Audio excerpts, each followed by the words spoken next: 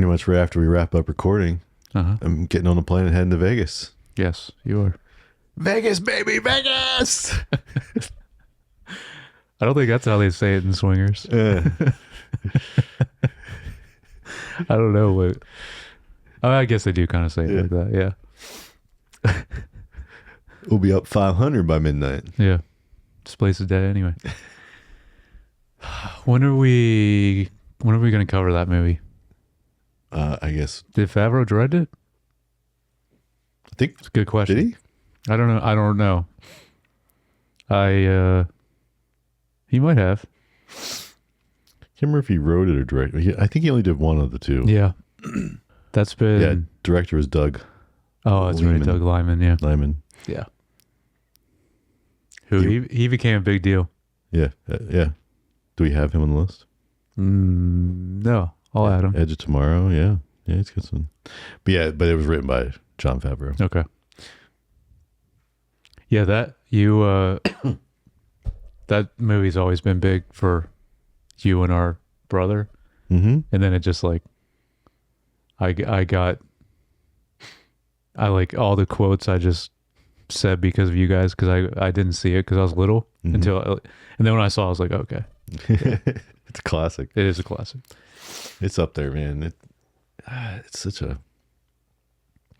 I still to this day, the number one thing is, even if a place is like popping off, I'm like, this place is dead anyway. That's the best thing. So good.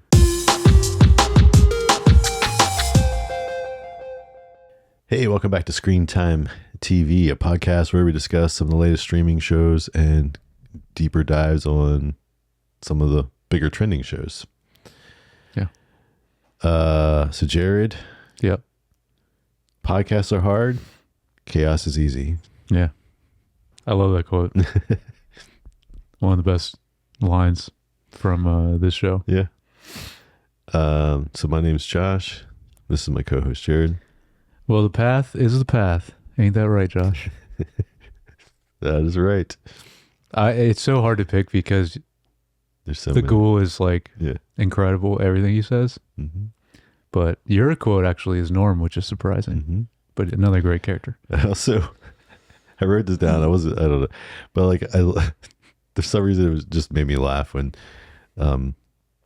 what's her Ella Purnell's Lucy, yeah, when she said, "You should know that I'm not even a virgin, and that's not including all the cousin stuff I did, which is at least a page or two on my resume." Yeah, the cousin stuff. Yeah, that's a callback to the very, very first episode of the show. Yeah, because she was supposed to marry her cousin. Mm-hmm. Mm-hmm. Yeah, mm-hmm. Yeah, because there's a lot of inbreeding in the vaults. The vaults, yeah.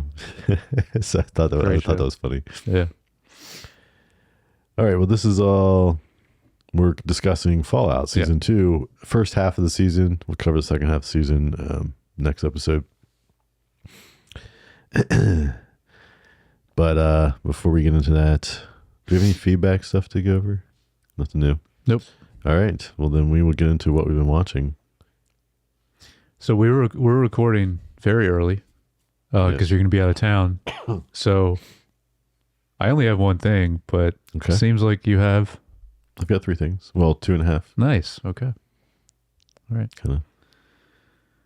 I kind of have it half, but it might be something that you checked out, but I wasn't going to mention it till next time, but we'll see. Maybe you did check it out, but you want to my go half ahead? is not the same as your half because my half you can't do. Oh, right. Apple Vision. Yes. Right. So I know you didn't watch my half. Okay. My 0.5. True. All right. Well, you want me to start then? Yeah. You got more. Yeah. So Steel on Amazon.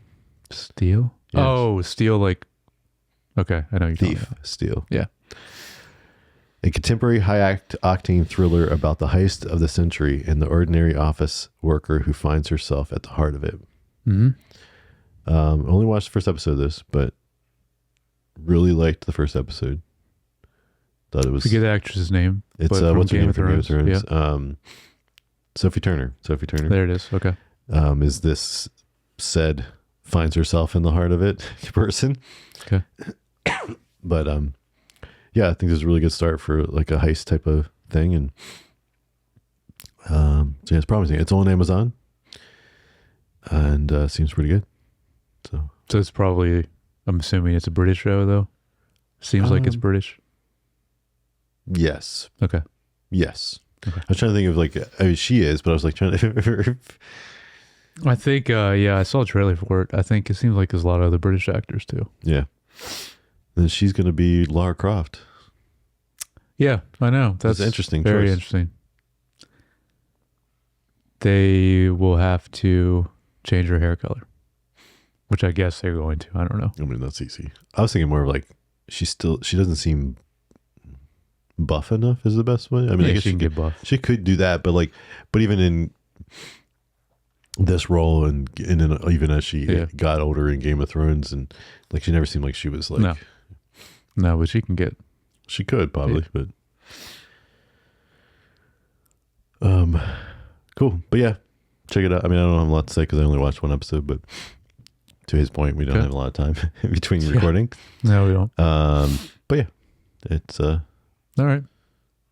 I enjoyed what I saw so far.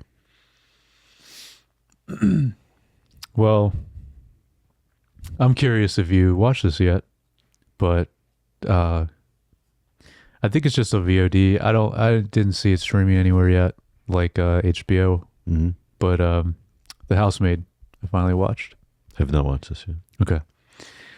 So this is, well, let me read the synopsis. A struggling young woman is relieved by the chance for a fresh start as a maid for a wealthy couple. Soon she discovers that the family secrets are far more dangerous than her own. So this is Sydney Sweeney and Amanda Seyfried. I forget the main guy's name. He's in 1923. He seems like he's getting like to be a very big actor now. So Sim 3. I didn't know it was based on a book series and all that. The performances, especially from the main two actresses, is awesome. They're always both good and everything. The guy also really good. And the tension in the film is really great, which is very important to what happens in this film, which I won't spoil. The story I thought sucked, especially as it goes. But which I can't get into spoilers. But I don't know how close it is to the book, but I thought that was really dumb. But besides that, it's worth watching. But yeah, I mean, I will watch anything that these two actresses are in, because I really like both of them. But I figure this is a kind of film you probably would have watched already. I mean, it's something I'd like to check out. It's definitely something that I know was getting good buzz in the theater. Did really well in the theater. Yeah. This is the reason I saw both of them at CinemaCon, was because of this film. Oh. That's why they were there. Oh, I didn't know this was at CinemaCon also. Okay. Because the director was there, and both Sydney Sweeney and Amanda Seyfried. Nice. Which is why I filmed them on the red carpet, because I forgot you filmed them as well. Mm-hmm. So I'm guessing the guy was there too? I don't remember seeing him, the actor. Okay. But they were there and it was the director. The director was there. All right. So, yeah, so I'm looking forward to checking it out, but I have not checked it out. Well, the ending is like very dumb how they set up the next thing, which clearly is like for a sequel, but it definitely is got greenlit for. I know, because it did well in the theater. But the way they set it up is really bad, I think. But maybe that's how it is in the book. I don't know. Is there more than one book? Don't know. Yeah, I don't either. And that's all you have, right? Yeah. That's okay. It. Well, I watched on Apple Vision Pro Top Dog. Okay. This gets swept up in the competition of the biggest dog show on earth with this 2-part immersive docuseries on Apple Vision Pro.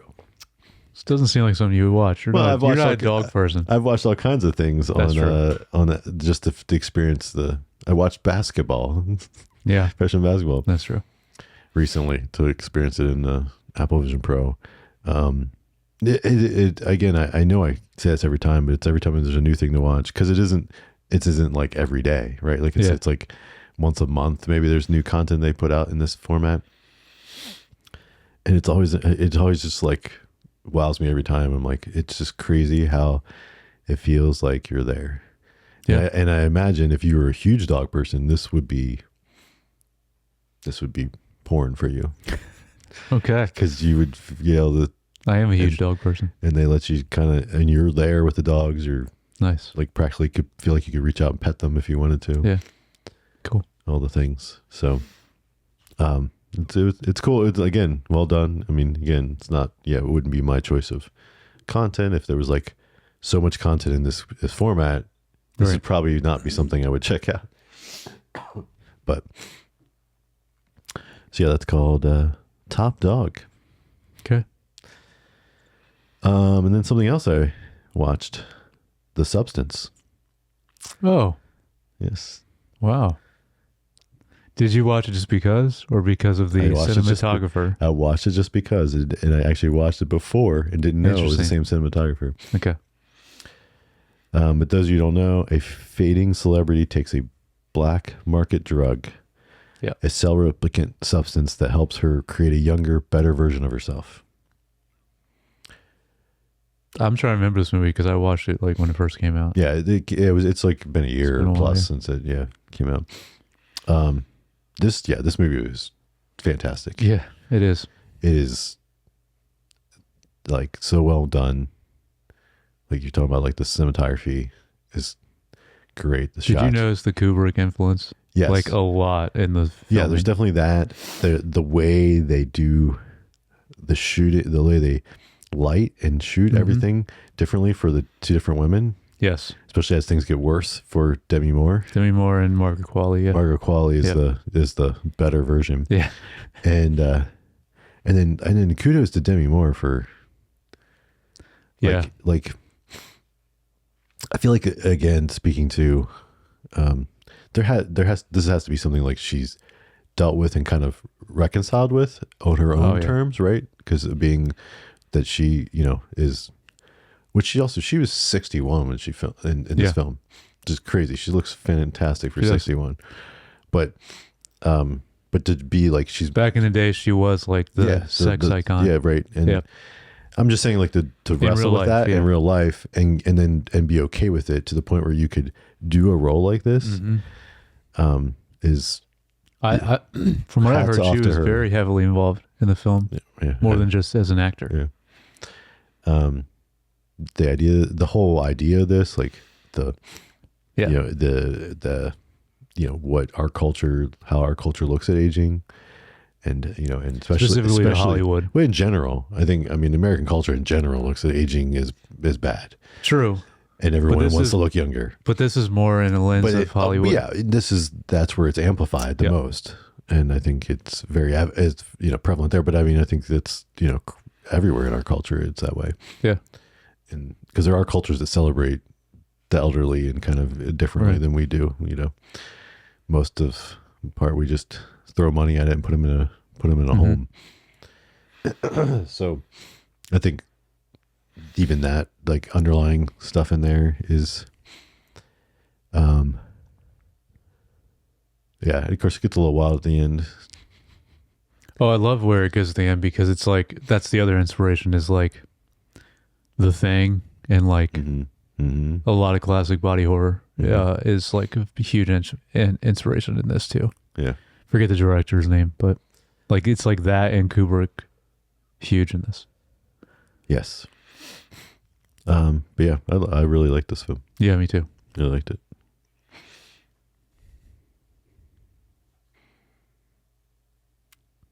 And actually, where's that? That's got to be streaming. It's on HBO. Yeah. Okay. Figured it's somewhere now. Yeah. Yeah, you can stream it on HBO. And then I think it's the first thing I've seen. Margaret Qualley. Margaret Qualley. Like, I know I've seen the name, and I know she's kind of been, gotten pretty big in the last couple of years. Yeah. but I don't think I've seen her in anything actually until this. And I've seen her in a lot of stuff. Yeah. She's also heavily involved in a Kojima video game as well, which is what he did after Metal Gear.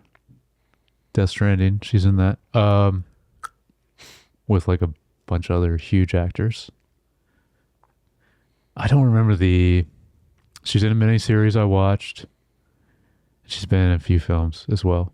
She's also Nepo baby. I forget who her parents are, but I didn't realize that. And I saw an article about like who her parents are. The other thing I think they do interesting from like a set design, whatever, is like what time period this is. Yeah. Because there's like stuff that's like, oh, like it definitely feels 80s, like with the aerobic exercise thing, and just some of the 80s. Just some of the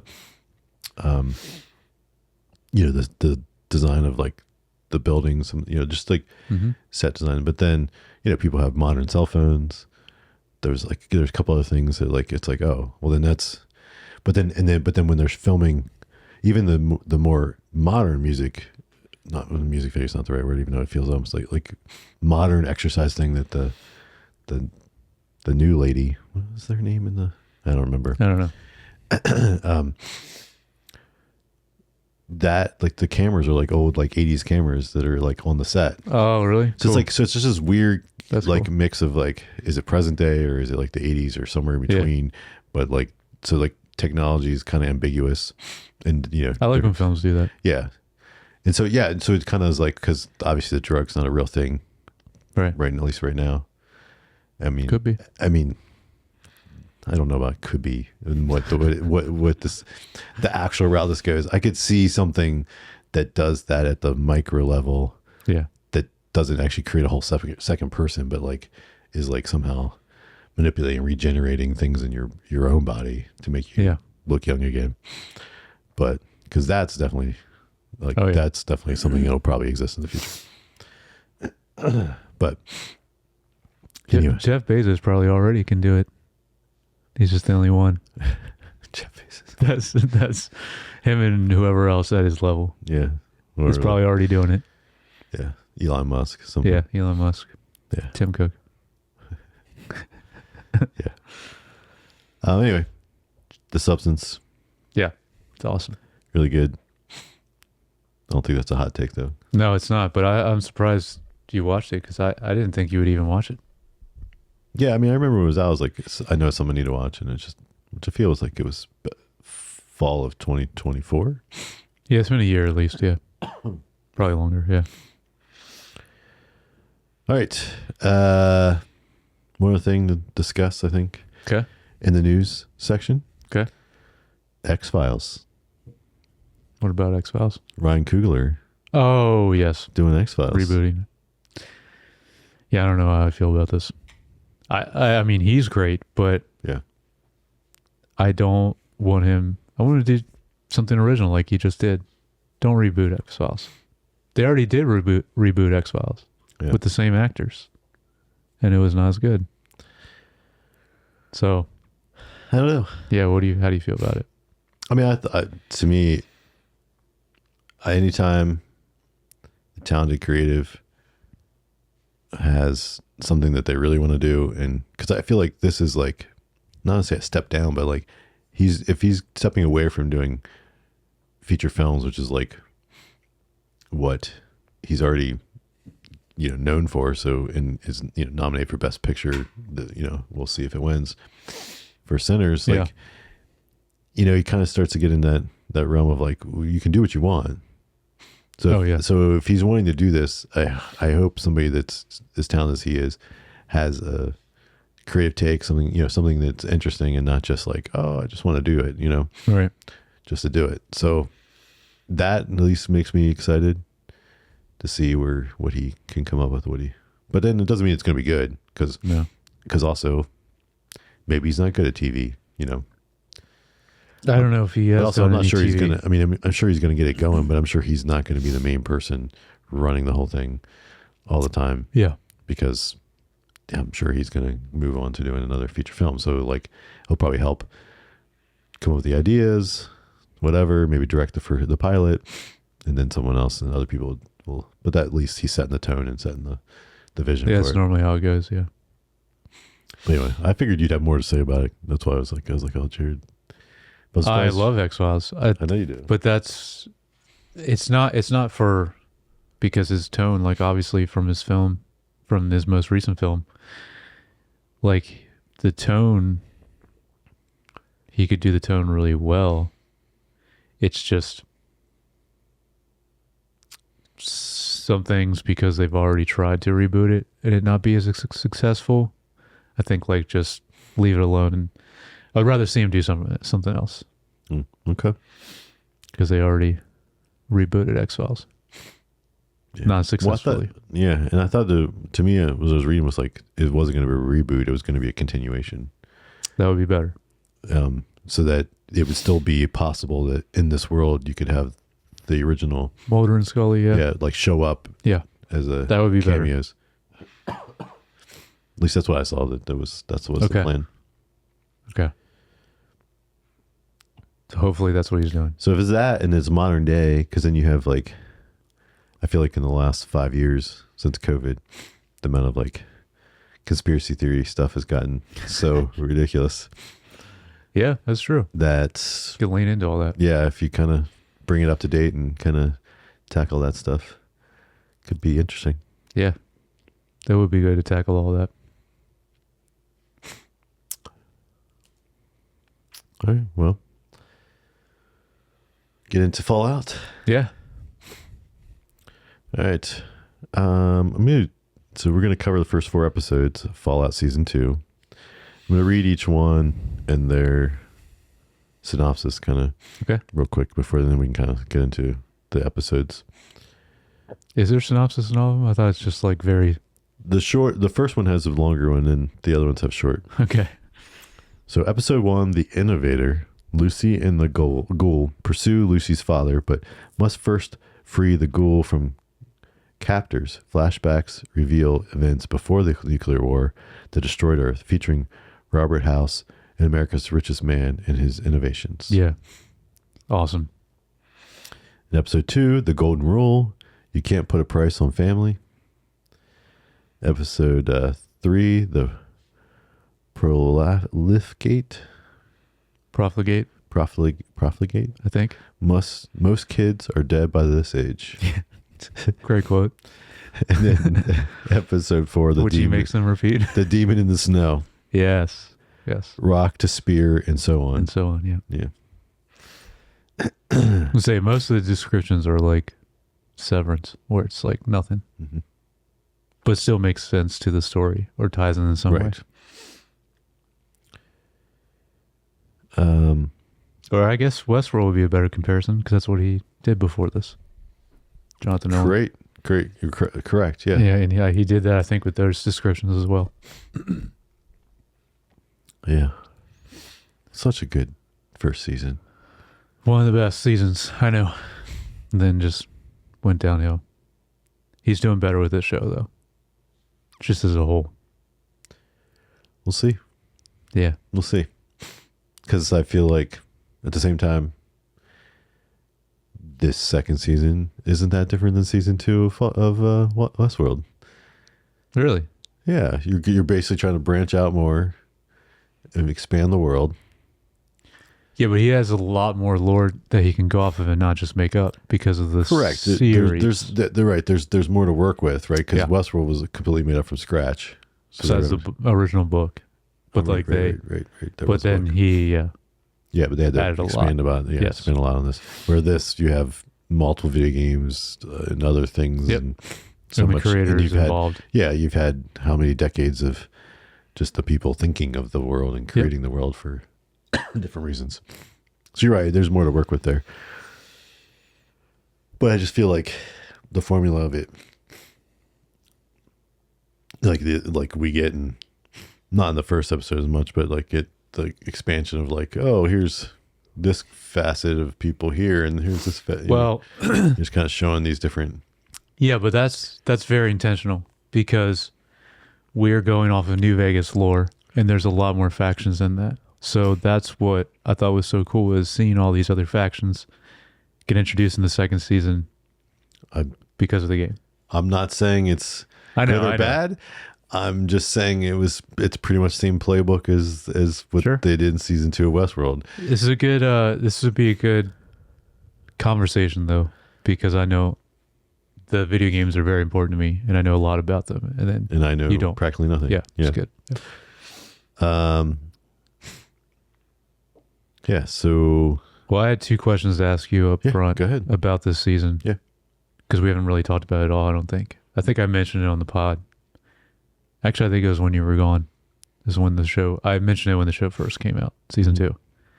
But I'm curious what you think of the second season so far, and what's your favorite character and plot line?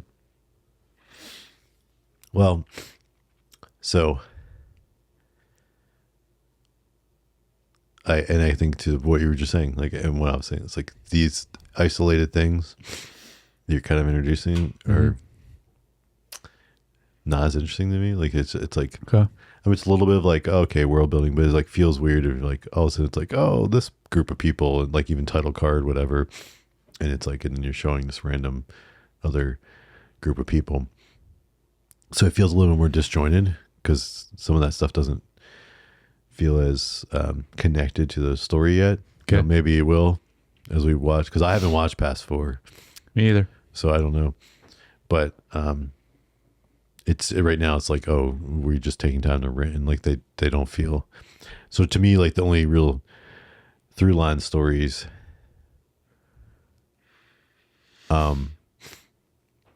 is, you know, Lucy and the Ghoul. Yep. And then we have our Maximus guy with the Brotherhood of Steel. Yeah, Brother Steel. And those two are the only thing that feel like it's like we kind of get every episode. And then the rest of the stuff is like these random things that feel more just even the stuff back in the vault, a little bit that we get, some of that feels also disconnected or disjointed and a little bit random. I agree with that, because as soon as Norm and the group get out of the vault, like that I care about, but then when we go back to the vault with the other people, I'm like, yeah. So I think maybe it'll come together in the second half more, right? And it'll give some of that stuff more, because like in the 4th episode, I know we're jumping around and that's okay. That's fine. 4th episode where they do the flashback, somewhat flashback, not like completely before and then you see the first time they see the monster demon thing, Deathclaw. Yep. Yeah. And then you get that intro of that happening and then showing up and what it looks like, assume it looked like it was it's entrance to New Vegas. No, the guy in the suit, was it Walton Goggins? In the flashback, yeah. Yes. Yeah. Yeah, I say it looked like him, but it was really hard to tell because he's in the suit. Mm-hmm. And then that was him experiencing or encountering the demon thing. Yeah. The first time. Very important location, that flashback too, which I can mention also. Where was it? Well, it seemed like to me they didn't confirm it, but because of who all was there, it looked like Operation Anchorage, which is a whole story. That was a DLC in one of the games. Okay. That was in that, because I could tell by the people he was interacting with. That's what it seemed like to me. They didn't say, but that's what they were going for at least, which was awesome to see, because that's like a little more deep cut, which they do very well in the show, because they did a very, very deep cut thing in the first episode. So I like they're doing that.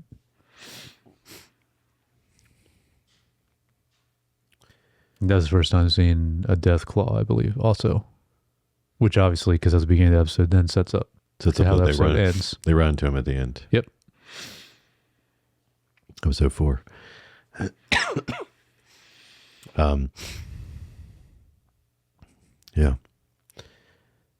don't really know how to. Well, what's your favorite character plotline? Because you mentioned some that you don't really care about as much. Because you mentioned some that you don't really care about as much, like the people that are remaining in the vault. I think Maximus is the most interesting right now. Oh, okay. Because kind of still see where he goes and what he's going to do. Yeah. I mean, Lucy and the Ghoul are fun. Yeah, they're always the best, I think, or most entertaining. But that's because the two actors are so good. Yeah. In these roles. But they're like what they've done so far hasn't been, unless it's just like they've been on a trail. Just random little things happening. Just wandering the wasteland. Yeah. Yeah. I mean, it feels like a video game. Yeah. Right? Like there's little side quests of like little things that they've been running to. That they run into. Yeah. But ultimately, she's trying to find her dad. Yeah. So, but that's like, I feel like so far that's been less interesting. Okay. For him being in the Brotherhood, but then you get these other sections of Brotherhood, and then you had what was the guy from the, I forget I have it written down.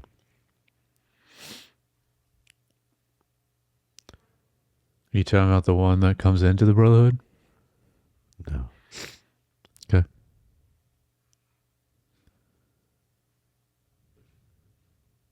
I don't know who you're talking about then. No, the guy that's like, that he kills then, that takes him, he's like, oh, you want to come with us? And they leave. He's like, we'll treat you better. Because he's from like the higher government almost. He's like an ambassador from them. He shows up to the discussions there with the people. And are you talking about in a flashback? No. Okay. Present day, Maximus. Okay. And like they get the other factions of Brotherhood. They're all there, and because in the one he's part of is like talking about a civil war. Yes. And then there's a guy that shows up that's like from the bigger government. I'm trying to remember who shows up. Yeah. And he's like, and everybody's like, oh crap, they're here.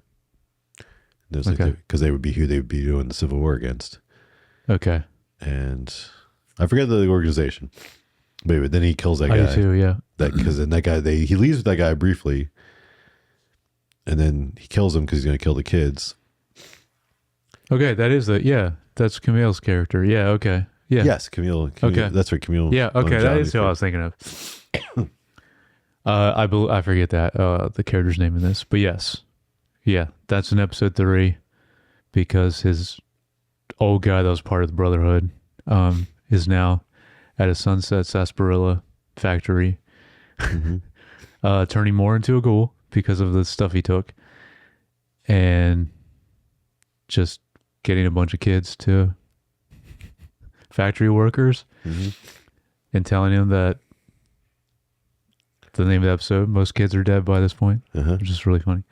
But yeah, you see Maximus as a moral dilemma. Like he's like, because the Brotherhood, the scribe, the higher up guy, is like anything ghoul related is abomination. Maximus is like, I can't kill kids, even though they're part of ghoul. Yeah. So that was the main, which was all good. Because that's one thing I completely forgot is how much I knew the Brotherhood was against ghouls, but I completely forgot that they were so against them in any way to where like, they think of them as like they need to be eradicated at any means necessary.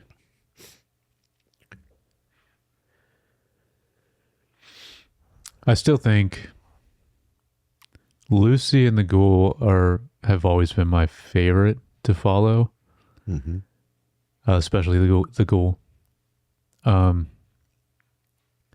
But then I love, just because for lore reasons, which I'm sure we'll get into more in the second half of the season, but I love I love flashbacks anytime we get Walton Goggins beforehand, where he was still like an actor in Hollywood.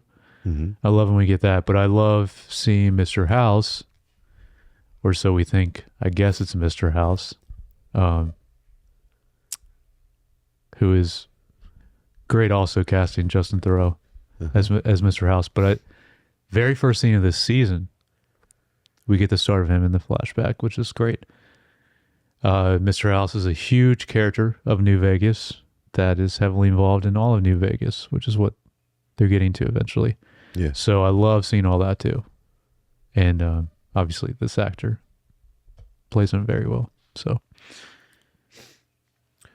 yeah, and then there's the little bit of the, I guess, the flashbacks of her dad too. Hank. Doing the experiments. So that, yes, I wanted to ask you what you thought about that because, yes, that is also in the first episode. Yeah, you see him again later. But but you see, because the way season 1 ended, he was arriving in New Vegas. So this season, we see him going into some building, we don't know what it is. And then he's just like driving around and then constantly doing a test. That obviously has to do with Mr. House because he was making this thing in the past that you see where he tested on people, puts a little chip in the back of their neck, and then it keeps exploding, which obviously is what Lucy's dad, Hank, is testing on rats. Yeah. I think right and then now. eventually he does test it on a person. Yes, he does. Yeah. He unthaws a person. Yeah. Yeah. I have no idea. What That part I don't know either because that seems, which is interesting. So, yeah, I like all those scenes too. Because again, just acting wise, Kyle MacLachlan as her dad, it's awesome. Yeah. He's good. Yeah. He's always fun. Episode 1, the high point for me was the Lucy and Ghoul scene, which I believe they're at Nipton, which is a place I'm very familiar with in the game. That is awesome because it's like where they're trapped, but then they could do this big shootout, which I think is the first time we see them, or one of the first times. They do the big iron needle drop, which is the best song from the game. So it was just like, it was a very nostalgic moment. That was awesome. Okay. From the game. And just anytime we see the Ghoul killing people, because he's so good at it, it was just really cool. So that was a high point for me in the first episode. Okay. What else you got? That's it for episode 1, because I don't remember if, I think episode 2 is when Norm gets the group of them out of the vault. Either episode 1 or 2, right? Well, he unfreezes them. Yeah. But then they get out. It's not till episode 3 or 4 they actually climb out. I think it was 2. I don't think it's that late, is it? It is that late. Okay.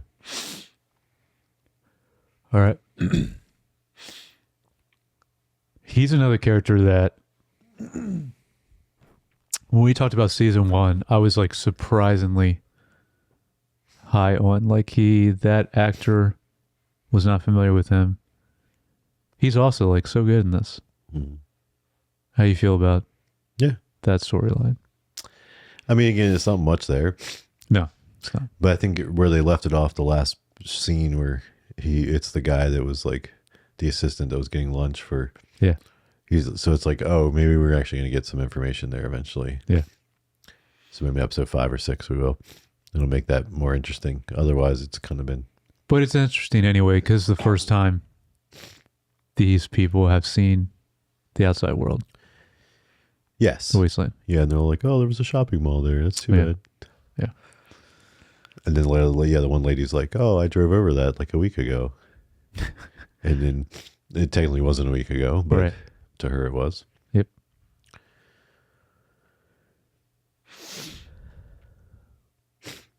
Yeah.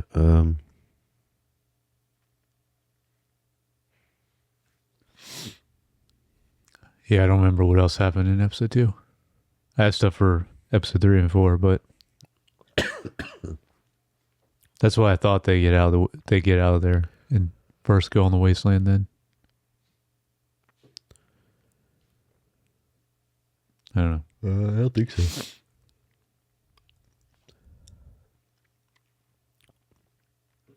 Seems like so far, I guess, well, you never played the games, but I guess seems like I'm higher on the show than you. On season 2, yeah. Okay.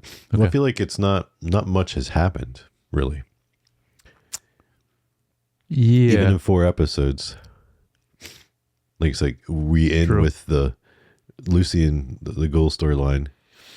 They got to New Vegas, right? Yep. They're just outside New Vegas, and then they confronted with this new threat. Yeah. We don't even see how that plays out. Nope. Yeah. So there's that. Okay. I will say, leading right into that, where she starts to realize she's actually, having her withdrawal from the drugs, and then Dude, I haven't know about that. It's And so it's- good that she gets addicted to buff out is the main drug, which is a big thing in the game. But, yeah, that whole part of that episode was so good. Well, but then she takes whatever the thing he gave her. Yeah, And then because his response is he's like, what you do is more drugs, And but like then she's obviously, which he does because he has to, but he has to maintain his. Remember the vials he has, because after a while he starts coughing but that's something to maintain because he's a ghoul. I don't remember what those things are. Those vials he needs, but I mean it's somewhat of a drug, but it's something to keep him, I think, from going like feral. I'm not sure, or progressing his. right, because then again That's something in season 1. when they That's what they yeah, so then when they show up and he's like, oh, we can avoid this, and she's like, no, we're going straight through because the drugs are talking. He's like, I like what the drugs are saying. Yes. And then but then she goes full out on these, and those are like goals too, kind of. Yeah. But they're like completely zombie goals. Like they're not. Yeah. But that's another faction from New Vegas. They're called the Kings because they all like look like they're dressed up like Elvis. Okay. You know what I'm talking about? Yep. So they're part of they're part of a faction that is in New Vegas, but clearly this takes place after the game. Because it's like, yeah, they're all they weren't in the game, and then, yeah, they're like on the periphery outside of New Vegas. Yeah, she kills all of them. Yeah. She like goes gun happy, Yeah, which you never seen. Like she's so reserved to using guns, but up to this point, so that was fun. but right before that, the people that pump her full of the drugs initially is the NCR, which I believe is the first time we actually see them or interact with them. We see them before that, and we hear about them, which is the New California Republic, which is another faction. Which doesn't like didn't they go through that there and it was gone? It got blew up, or Yeah, which is It why was she's down in like, that. why she's like kind of Yeah. like when they mentioned it, she's like, oh, yes, because she's like, you don't know that Yeah. they're all gone. yeah, yeah. They do pass by that in the season 1. Yeah, Yeah. Anyway, so that's their storyline. Like, not much really happens, just these little side quest things. Yes. And so then, it's just, but their banter together so good that that's why I think it's like the entertaining. best. It's entertaining. I'm not saying it's not entertaining, but I'm Right. just, No, you're right. It hasn't gotten. so there's not much happening there yet. Yeah. You have, again, Norm with the other people, and they just got out and they haven't really Yeah. done anything, and it's like kind of ends there. You have the other vault people, like the original vault, that Yeah, that stuff I don't. this Now stuff that is for very minimal. that stuff I don't care about now that Norm is out of there because he was the one that was most interesting back at the vault. Yeah. So, yeah. I mean, we get the shot where I Yeah, don't it's know like the one lady is like, he finds that she's from Canada or something. What does that mean? I don't know. Like I saw that, I was like, I "This is know. supposed to be bad." I don't know. I don't know. I mean, I think it's just I've to been show. to Canada. Right. They're nice people. I think it's just to show that she's been lying about her identity from the beginning. Okay. I believe that's what it Okay. is. And then so you have that, and then you've But got she's like the Kyle top dog McLaughlin, there. her dad, Kyle McLaughlin's thing, which she's like doing experiments, which we Yep. don't really know what they mean. Yep. So that's still like just like whatever. And then you have Maximus, and other than like these little like introduction of other factions Yes. that are just kind of like That's setting up a quote unquote war. right. That's going to Yeah. happen maybe at the end of that season, but like right now, it's like not much has actually happened. The biggest thing, the one that has had is Maximus, basically stealing the little energy thing, the fusion thing, Fusion core. and heading out. So like you're like, oh, there's a little bit of something there happening. Yep. Like that was the most interesting plot line. Him fighting that dude was cool. Yeah. Like the way he kind of handled himself in that. Yeah. I mean, it was also interesting. He couldn't kill the elderly guy, the head of the Yes. Well, yeah, he's been there for the whole time since Maximus has been a part of, right. So it's or like been initiated into the Brotherhood. So it's kind of like almost like your stepfather or whatever. Like pretty much, yeah. I have one more thing to mention. Okay. I think that's it of my notes. I believe episode 3. Another faction, Caesar's Legion. Which is how they actually pronounce it in the game, not Caesar's Legion. They call it Caesar's Legion. That was funny. With Macaulay Culkin. Macaulay Culkin, yeah. Which was awesome that he was in this. Yes. That's what you're talking about, your quote where she's about that's right. being a virgin. That was funny to see, like that, like set up. And well, what's so cool about it? She's like, because she also said something about like, she's like, this is America, not Rome or something. Yes. She's like, why are you guys acting like this? Yeah, it's so good. Yeah. And she's like, you mean Caesar? Yeah. And they're like, no. Yeah, they. But the thing is that they are such like this is the only thing I think that I don't think they portray it quite well in the show, even though all these scenes were really great. Like the Caesar's Legion is like by far the most like brutal and animalistic, which we get a little bit. We see like, how they killed people, but like there's a point in that episode I think of, like they show like, I'm trying to remember, with some kind of like explosives or something.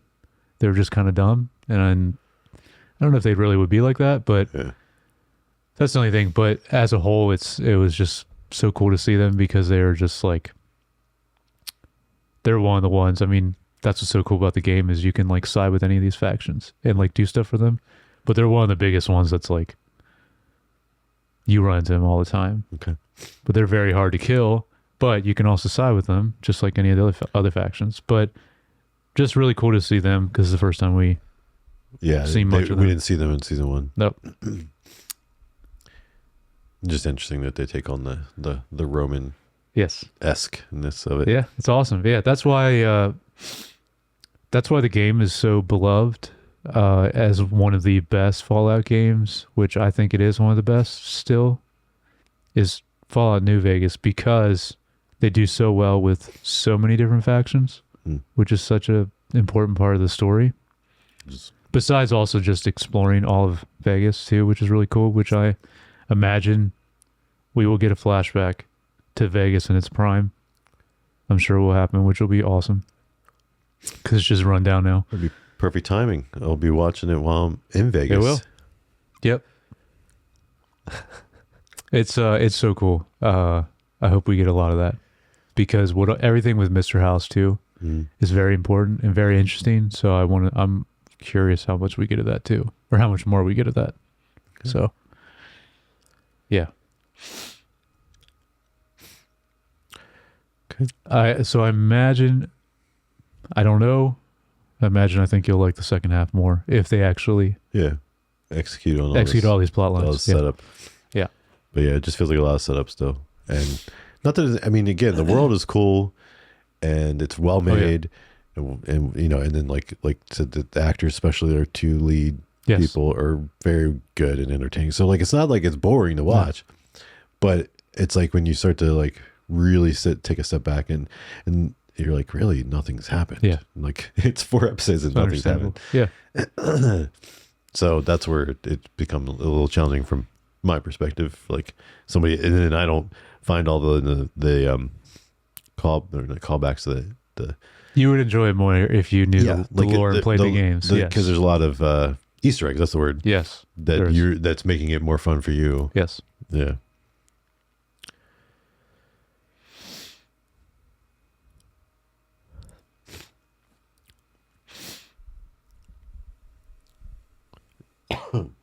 All right, so where do you think it's going for the second half? I can only partially say from what I know from the lore, but it's not going to go out. It's not going to go exactly like that because it didn't in the first series either, or the first season. But I kind of what I already said. Like I know you're going to get more of Mr. House Robert House, which is very important. And I guarantee you're gonna get flashbacks of Vegas in its prime, which will be really great to see, because that's also very important. The only thing I'm not sure about is faction wise, what else we're gonna see. I don't know. But the thing don't know really at all what he's doing is Lucy's dad. Yeah. Okay. Don't know what he's that doing is the either. test. Okay. Nope.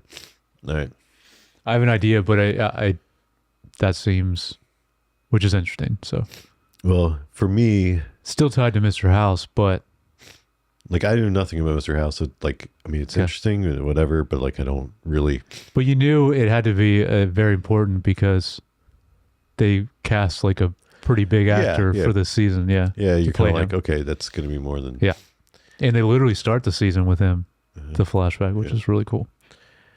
But it's obvious, yeah, they were building to like a bigger war of some kind, Yes. and then, yeah, I mean that's kind of really, obviously, predictably, Lucy's going to be disappointed when she finally finds her father, Oh yeah. because that's Just like last Inevitable. season. Yeah. and But she recognizes now that she's like, yeah, he's a bad guy. Yeah. Because I think in the season 1, she still like was trying to redeem him.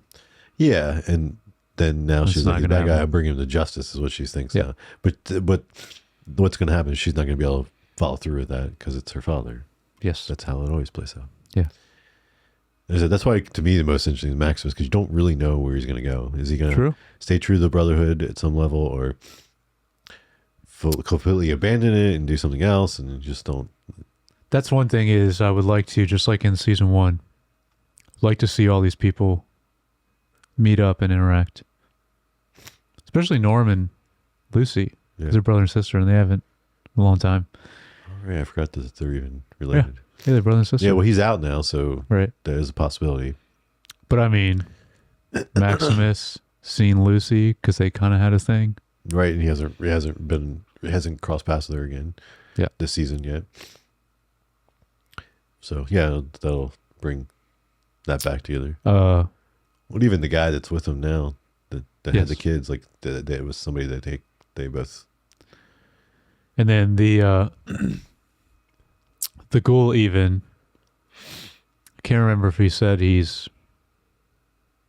thinks that his wife could still be alive or not. Mm-hmm. And Yeah, his she kid. makes a comment about like, you don't know, your family's supposed Right. to be out there, Yeah. and yeah, especially with like where she was with Vault. Yeah. It's very possible she's still alive out there. Yes. But then, what's he gonna do when she sees her? Like, she's not gonna want anything to do with him. Mm-hmm. 'Cause she definitely was very, well, I don't know. Let's say she was very pro the system, the man. So Yeah. I think she would Well, definitely. she was in the big board meeting. Yeah, but just like you would assume, then she is probably very anti-ghouls. Yep. That would be my assumption. Yep. Really, the question is the kid. Yeah. The show literally starts with him and his kid. Yeah, and I think And the that's bombs first dropping, Uh-huh. which is an incredible opening sequence. Yeah. Anyway, yeah, looking forward to seeing it all come together and Yeah, me too. see how season 2 ends. All right, well, I think some of you probably have already seen the whole thing because we're a Yeah. little bit late in covering this because of covering other stuff. But if you want to write in and let us know any thoughts about the first 4 episodes or anything else we talked about today, please do. You can do that by emailing us at feedback@screentimepod.com or leave a comment or DM on any of the platforms. If you don't already, please do by following us, liking, subscribing, all those things in Screen Time Pod on Apple Podcasts, Spotify, YouTube, Facebook, TikTok, and Instagram. And if you like, you can follow Jared and I each on Instagram. I'm at JYoungBar. And I'm at Jared Youngbar. Okay. And until next week, Yes. I don't know. Stay off the drugs.